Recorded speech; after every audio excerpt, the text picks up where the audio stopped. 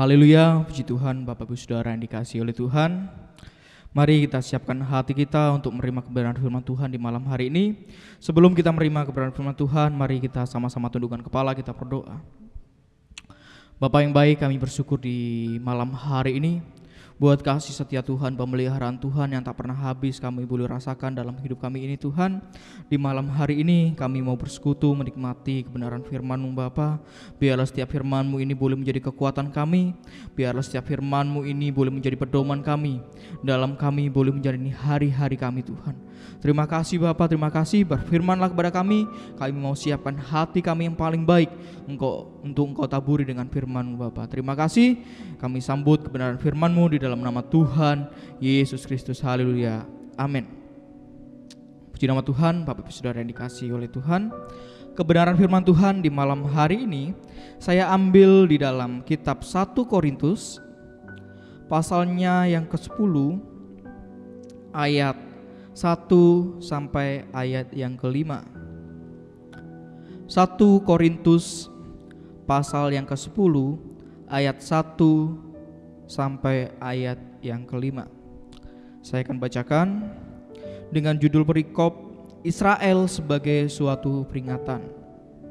Ayat pertama, aku mau supaya kamu mengetahui, saudara-saudara, bahwa nenek moyang kita semua berada di bawah perlindungan awan dan bahwa mereka semua telah melintasi laut. Ayat kedua, untuk menjadi pengikut Musa, mereka semua telah dibaptis dalam awan dan dalam maut. Mereka semua makan makanan rohani yang sama. Ayat 4, dan mereka semua minum minuman rohani yang sama, sebab mereka minum dari batu karang rohani yang mengikuti mereka, dan batu karang itu ialah Kristus. Ayat kelima, tetapi sungguh pun demikian Allah tidak berkenan kepada bagian yang terbesar dari mereka, karena mereka ditewaskan di padang gurun. Puji nama Tuhan. Renungan di malam hari ini saya beri judul Dari Mesir ke Kanaan. Dari Mesir ke Kanaan. Kita bisa melihat beberapa pelajaran di malam hari ini dari perjalanan bangsa Israel ini dari Mesir ke Kanaan. Kalau kita baca ayat ini dari ayat pertama sampai ayat yang ke-33, kita bisa mengerti apa saja kesalahan-kesalahan, dosa-dosa bangsa Israel pada waktu itu. Kalau ayat 6 sampai ayat 10 ada 5 dosa yang dilakukan bangsa Israel pada waktu itu ketika di padang gurun. Tetapi di malam hari ini ada 2 hal penting yang akan saya sampaikan, saya bagikan kepada Bapak Ibu Saudara di malam hari ini. Yang pertama adalah dari perjalanan bangsa Israel ini kita bisa melihat bahwa yang pertama, Allah memanggil juga bertanggung jawab. Ketika Allah memanggil bangsa Israel dari tanah Mesir untuk dibawa ke tanah perjanjian, yaitu tanah Kanaan, Allah pun bertanggung jawab di dalamnya. Jadi ketika Allah memanggil mereka untuk keluar dari tanah Mesir, bangsa Israel tidak dibiarkan sendiri, berjalan sendiri, tetapi ada tuntunan daripada Allah. Allah terus memelihara mereka, Allah terus menuntun mereka. Bahkan jalan-jalannya pun Allah tunjukkan kepada mereka. Mereka harus melewati ini, mereka harus melewati ini, mereka harus bermalam di sini, mereka harus makan ini, dan lain sebagainya. Allah memfasilitasi mereka, Allah mencukupkan segala kebutuhan mereka. Lihat, mereka ada dalam perlindungan awan. Mereka ada persediaan makanan. Tuhan kirimkan makanan dari langit. Bahkan ketika mereka inginkan daging, Tuhan kirimkan daging.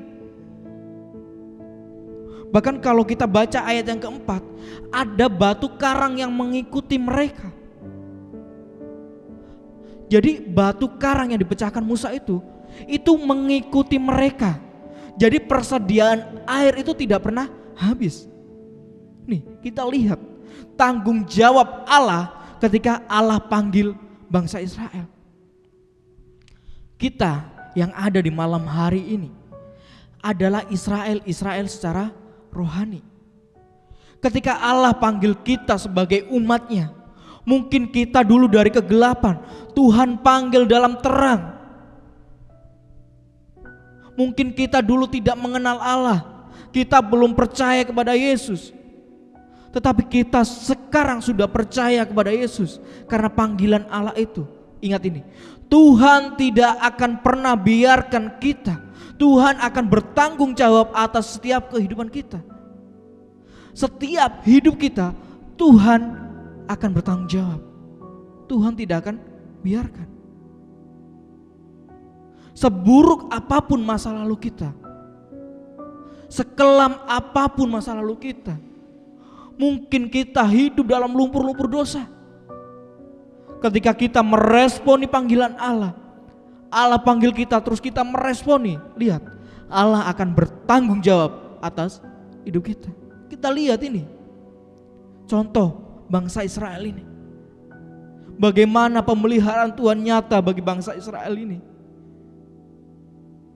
Bangsa Israel adalah bangsa yang tegar tengkuk, tapi lihat, karena kasih karunia Allah, Allah masih pedulikan mereka.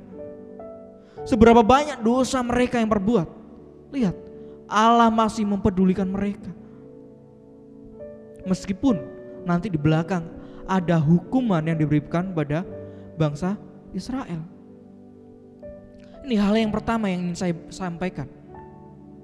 Allah memanggil, Allah juga bertanggung jawab. Yang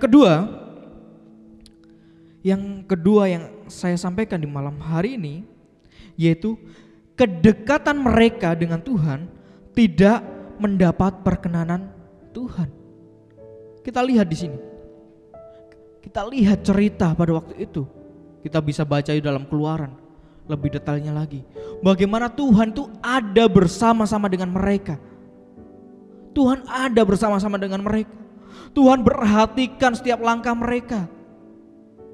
Tuhan melihat apa yang mereka kerjakan. Karena apa? Tuhan ada bersama-sama dengan mereka. Kita lihat di sini. Justru kedekatan bangsa Israel dengan Allah itu tidak mendapat perkenanan dari Allah. Kenapa? Karena mereka tetap melakukan dosa. Ayat 6-10, ada 5 dosa yang dilakukan bangsa Israel. Ada menginginkan hal-hal jahat, ada yang menyembah berhala, ada yang melakukan percabulan, ada yang mencobai Tuhan, ada yang bersungut-sungut. Ini 5 dosa yang dilakukan bangsa Israel pada waktu itu, yang tidak dikenan oleh Allah. Mereka dekat kepada Allah, tetapi apa ya? Masih melakukan dosa. Ini pelajaran bagi kita juga, orang-orang percaya, anak-anak Tuhan, pelayan-pelayan Tuhan. Jangan sampai kita melayani di atas mimbar, melayani pekerjaan Tuhan sebagai apapun itu, tetapi kita tidak mendapat perkenanan daripada Tuhan. Kita bisa sampaikan firman di berbagai tempat. Kita bisa melayani sebagai WL. Kita bisa melayani Tuhan dengan singar, dengan musik dan lain sebagainya. Tetapi jangan sampai kedekatan kita dengan Tuhan justru Tuhan tidak berkenan kepada kita. Karena apa? Karena segala dosa-dosa kita, tubuh kita masih dikuasai dengan dosa. Apakah Tuhan berkenan dengan hal-hal yang seperti itu? Kita melayani Tuhan dengan apapun itu, tetapi masih ada dosa-dosa yang membelenggu kita, ada dosa-dosa yang mengikat kita. Hanya kita dan Tuhan yang tahu. Mungkin orang lain, orang itu melayani dengan sungguh-sungguh. Belum tentu. Hanya kita dengan Tuhan yang tahu. Dosa apa yang saat ini masih membelenggu kita? Dosa apa yang saat ini menjadi dosa favorit kita? Artinya dosa yang masih sering kita lakukan. Bagaimana pelayan kita mau berkenan kepada Allah? Bagaimana Allah mau memperkenan kita kalau kita masih melakukan hal-hal yang jahat di mata Allah? Dua hal ini di malam hari ini yang menjadi perenungan kita.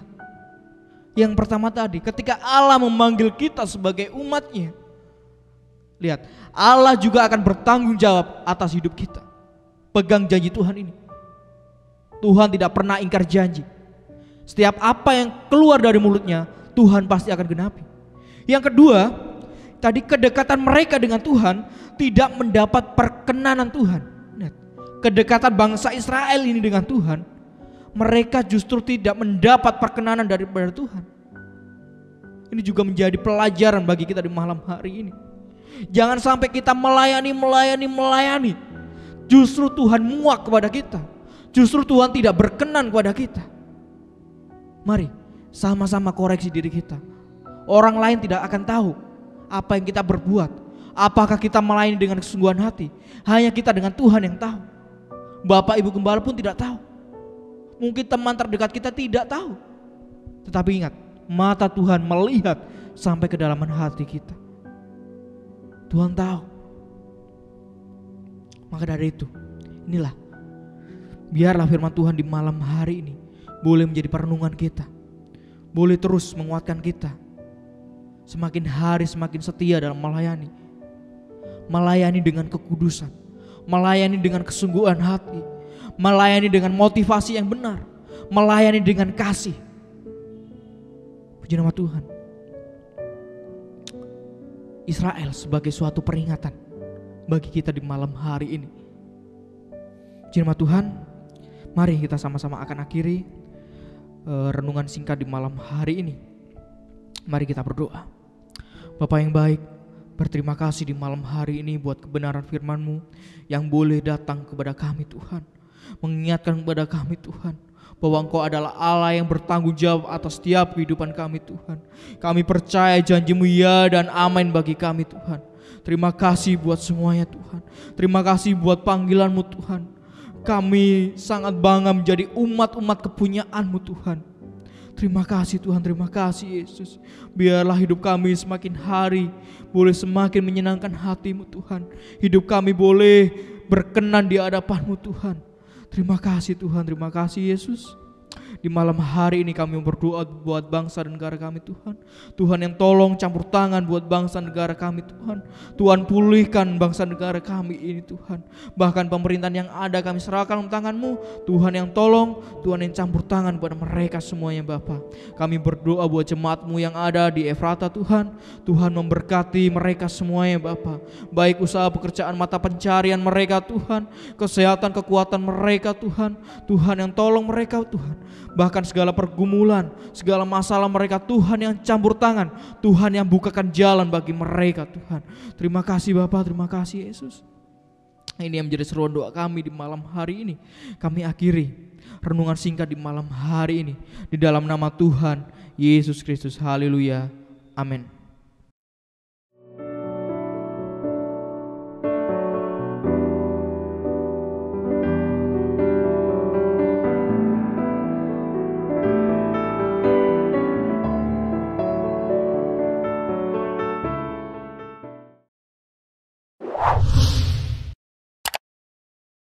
Subscribe channel YouTube GPDI Efrata Yogyakarta dan aktifkan lonceng notifikasinya untuk mendapatkan informasi seputar live streaming dan video khotbah terbaru lainnya.